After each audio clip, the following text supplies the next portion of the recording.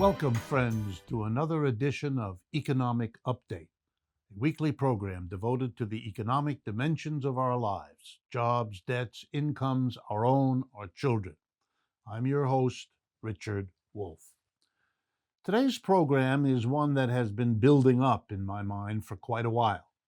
It has to do with this remarkable phenomena that here we are, the Cold War is over. It basically came to an end back in 1989, which, if you think about it, is a long time ago. The so-called 20th century struggle between capitalism and socialism was, we were told, at an end. Capitalism has won, we were told. Socialism had been defeated, we were told.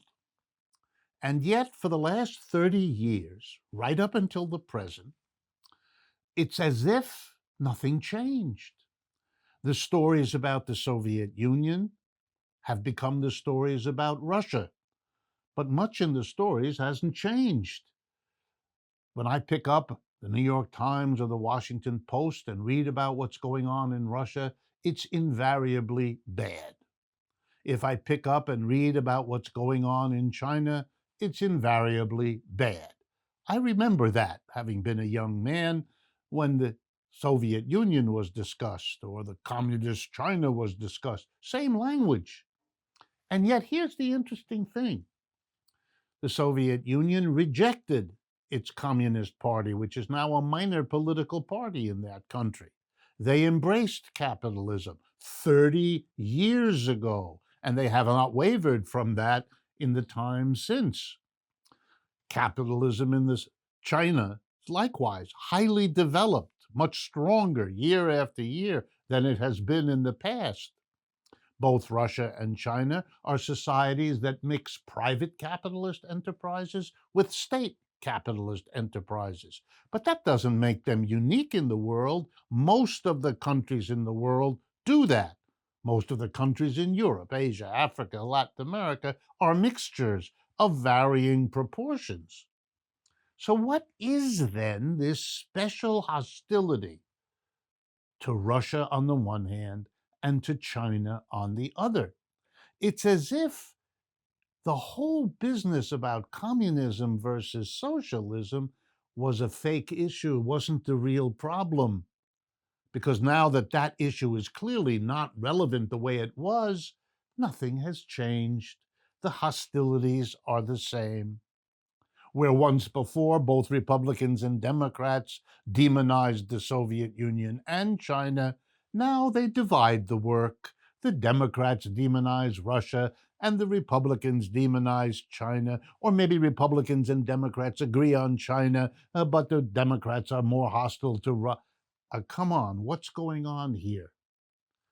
My program today is an attempt to answer that question.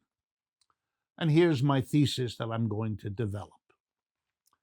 Throughout the 20th century, the issue never was primarily communism versus socialism. The issue was very different. The issue was the anxiety of the 1% in the United States, the folks that own and operate and run the economy of this country. Their ability to do that is periodically challenged by one or another problem. You know, world wars challenge it. The Great Depression of the 1930s challenged it. I'm going to go through a variety of challenges. And when capitalism in the United States found itself challenged, it wanted massive government help, expensive government help. And it had to organize that. But it wouldn't do to organize it by saying, we who run this economy are now going to use your tax money, you, the mass of people, to help us stay on top of the system. That's what we're going to do. You couldn't say that. You had to instead talk about a great crusade that would justify using all of that money. What do I mean using money? Well, let me be very clear.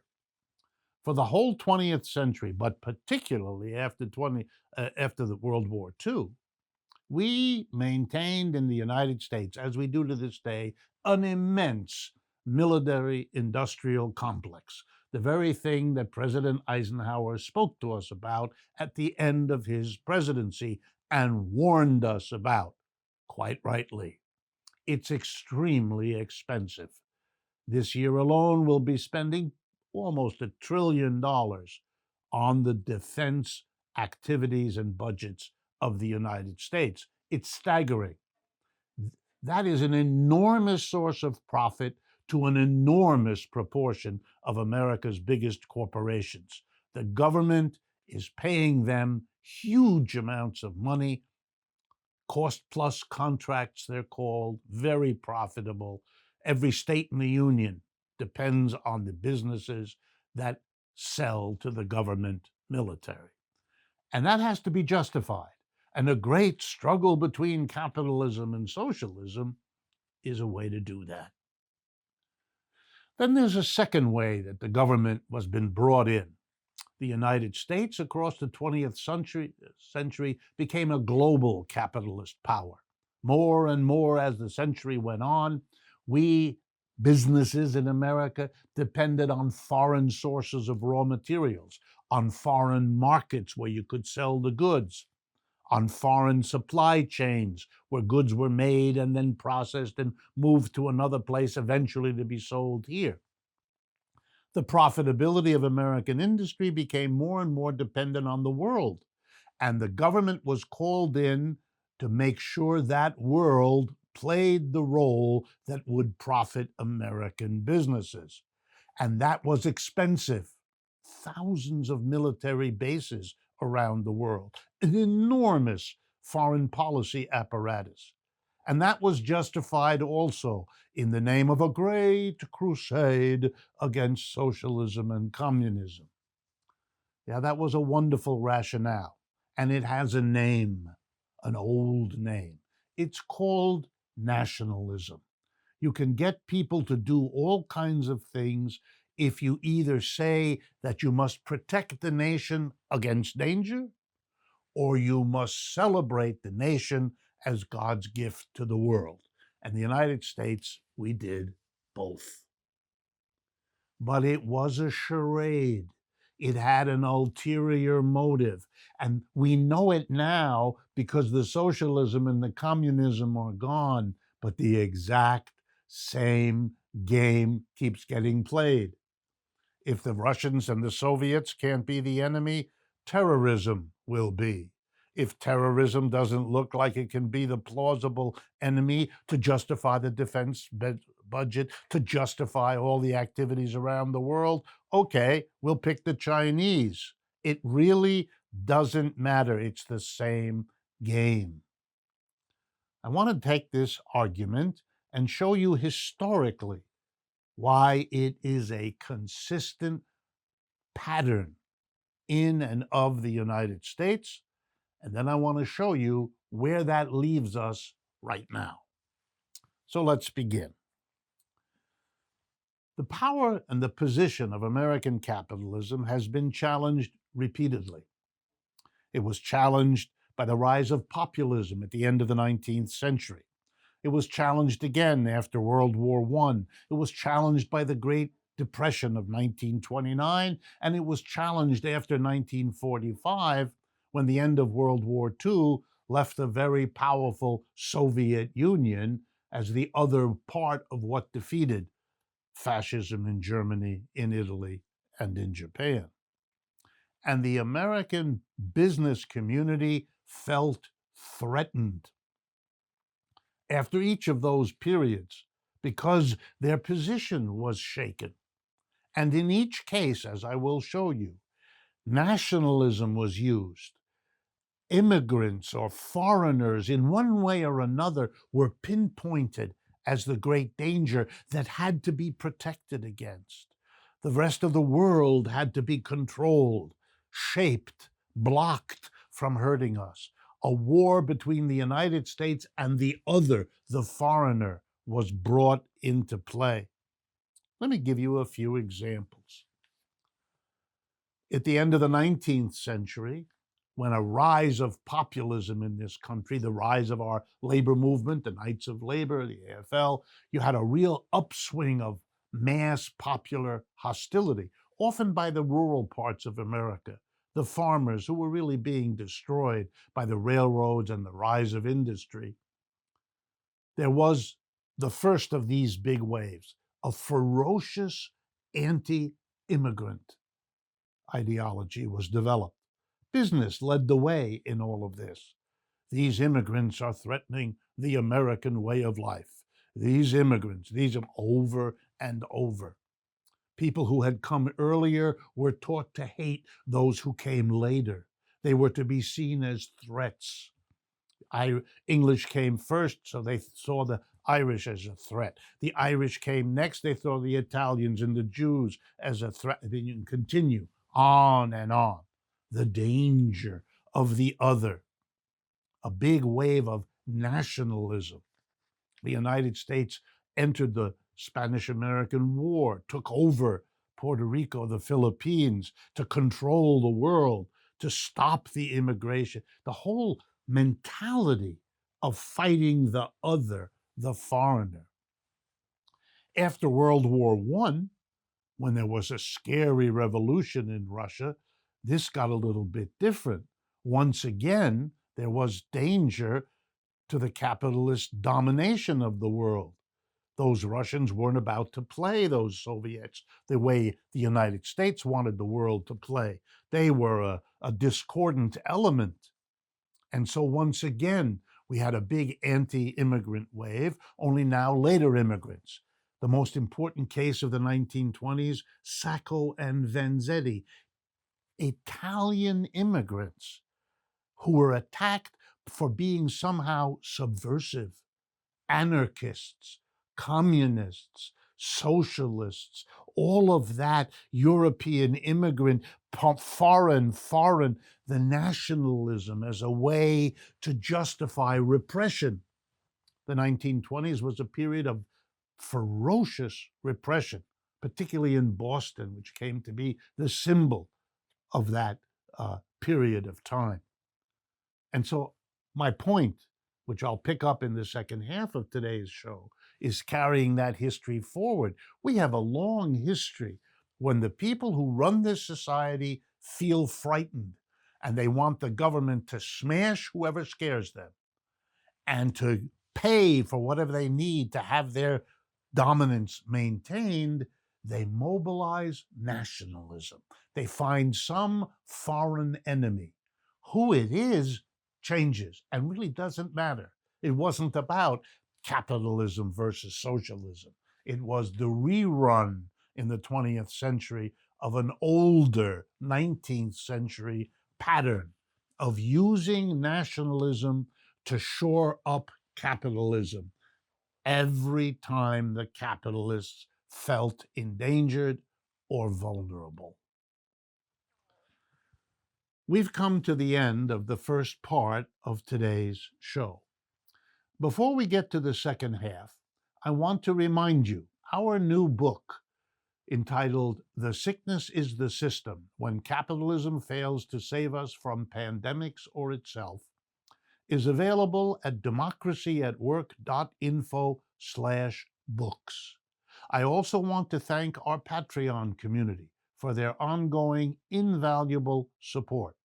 If you haven't already, please go to patreon.com/economic update where you can learn more about our activities and get involved.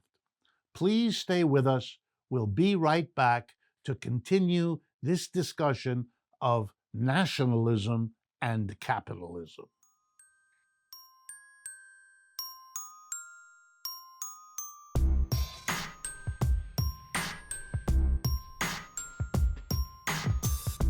Welcome back, friends, to the second half of today's economic update.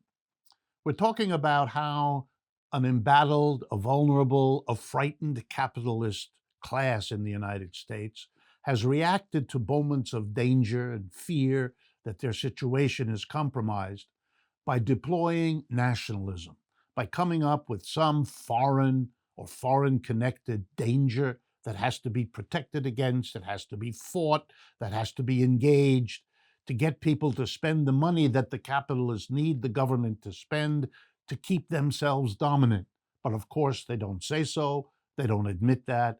Instead, we're all sent off on a big crusade on the argument that our nation depends on it. You know, you can go back to the earliest part of the United States, that famous Tea Party. What was it actually about? The businessmen in Massachusetts were angry about a tax on tea, which was a business they were profiting from. They wanted to get rid of that tax. But instead, a to-do was made. We must be independent. We can't be dictated to by the evil, get ready, foreign king over there in England, George III, etc., etc. It's a very old pattern. After World War II, when there had been the Great Depression that turned people critical of capitalism, when we had been allied with the Soviet Union in World War II, when socialists and communists were active all over the United States because they were seen as reliable patriots in the fight against fascism, which indeed they were. It frightened American business when the war was over. They didn't like to see socialists and communists in such prominent positions. They didn't like the taxes they had been required to pay for the Depression New Deal and for the war. And so they had to fight back. They had to undo the New Deal. They didn't want to pay those high taxes. They didn't want to spend all that money to help average people with what had been done in the 1930s. You know, Social Security, unemployment compensation, a 15 million federal jobs program, the kinds of things we need now. They didn't want to pay for those anymore. But again, getting the government not to tax them, but instead to spend money to make the world safe for their profitability and to keep the big military budget going, which they did after World War II, that had to be justified by something, you got it, nationalism again. And here's how it was handled. We are in danger from the Soviet Union. Those communists, those socialists, they're in, and worse, they have their people here inside the United States.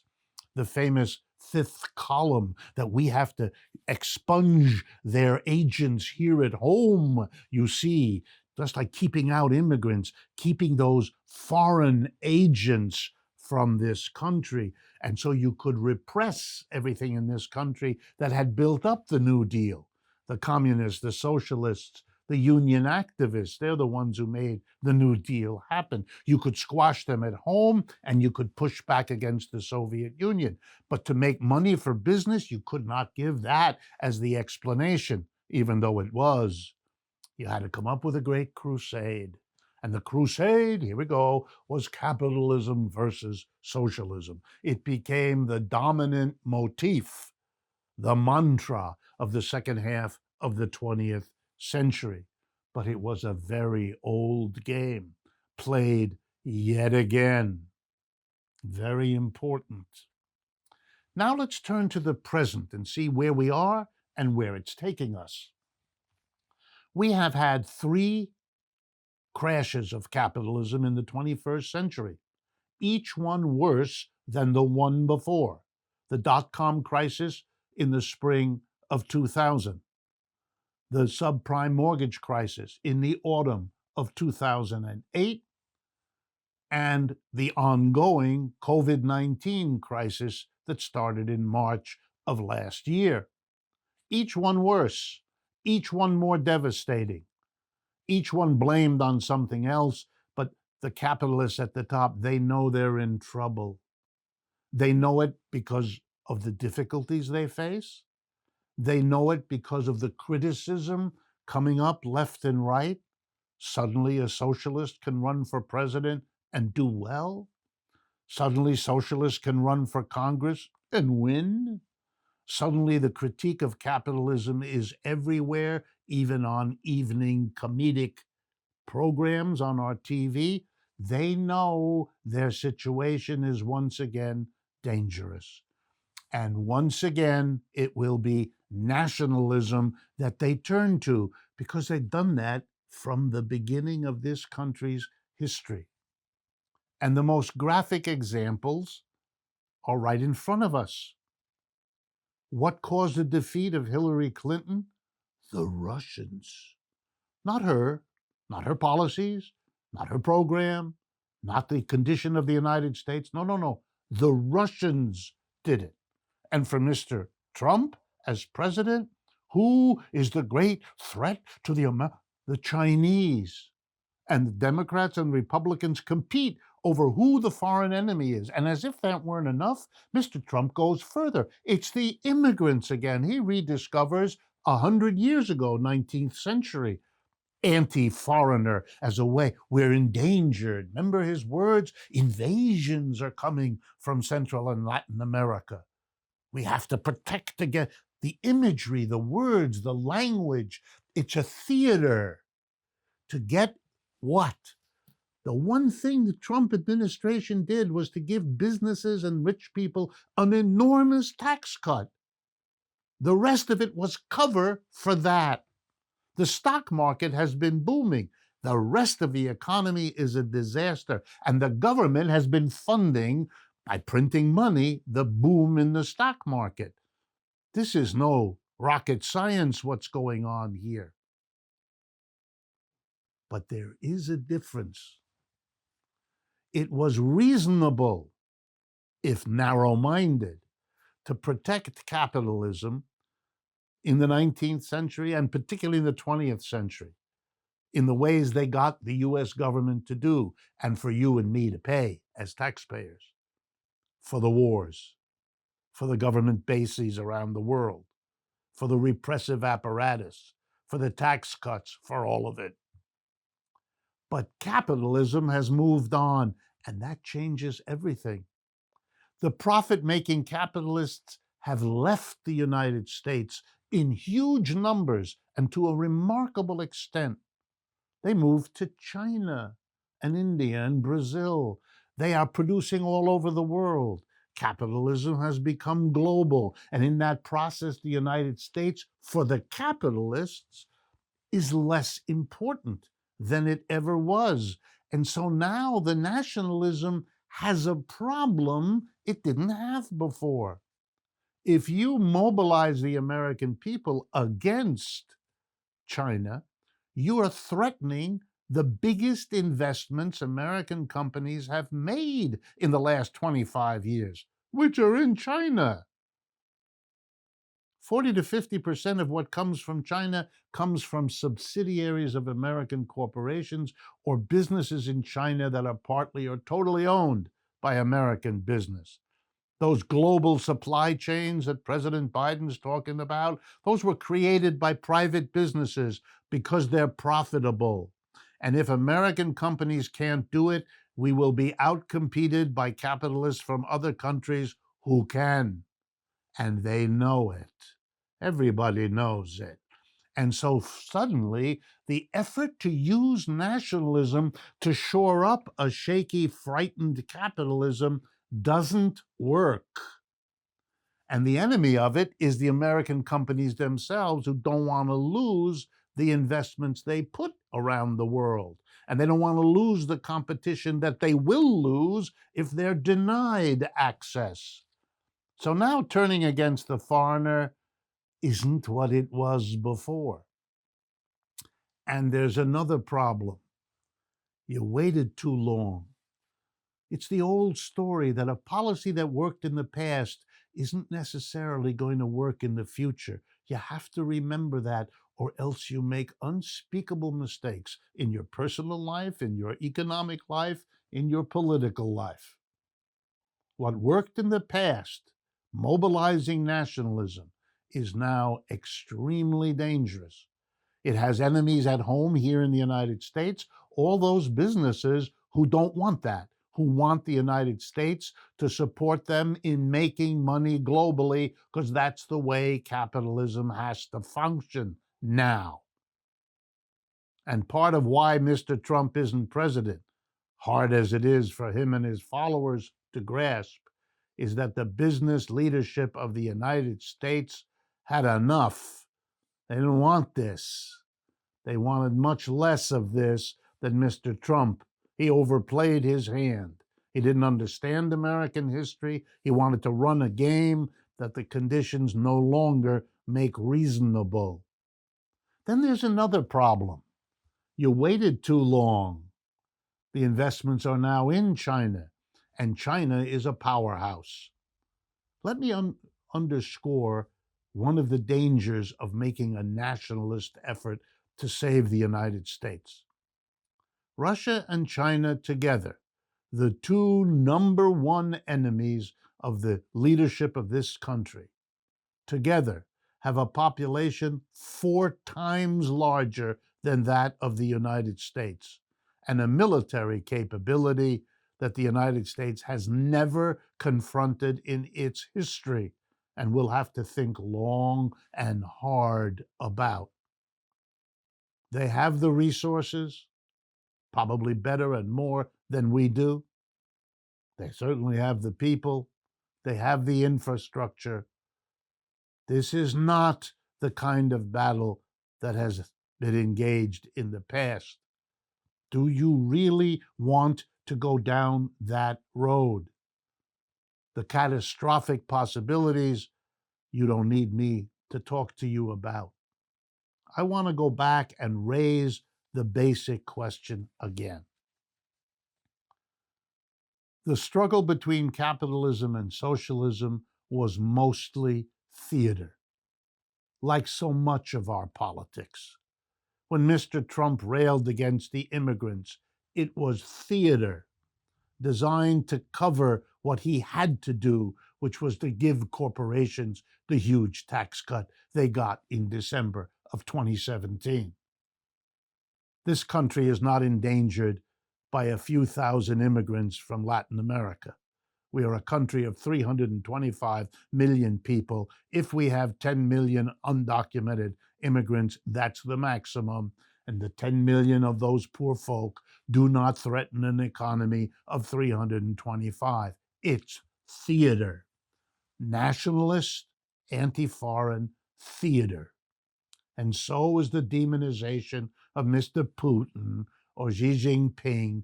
This is not a defense of those societies or what they do. I'm sure it's a mixed bag like in most countries. But the crazed hostility here is about protecting American capitalism. The origin of our foreign policy is the domestic struggle of an increasingly endangered capitalism to survive. Look at it for a moment from the capitalist point of view. We were terrible in dealing with this COVID crisis, way worse than most countries. We have fires out of control in California. A week ago, the Federal Reserve payment system collapsed. Texas can't function in cold weather. We have 20 million people out of work. This is a system that is in deep trouble. And when it is turning to a nationalism, a crusade, blaming immigrants, Russians, China, whoever, they're cheating us, they're taking from us, that has to be understood for the political theater it is. And more important, what the underlying domestic question is. The American people have to face that they're being played with here, but that the playing is more dangerous than it has been in a long time. This is Richard Wolff for Democracy at Work, and I look forward to speaking with you again next week.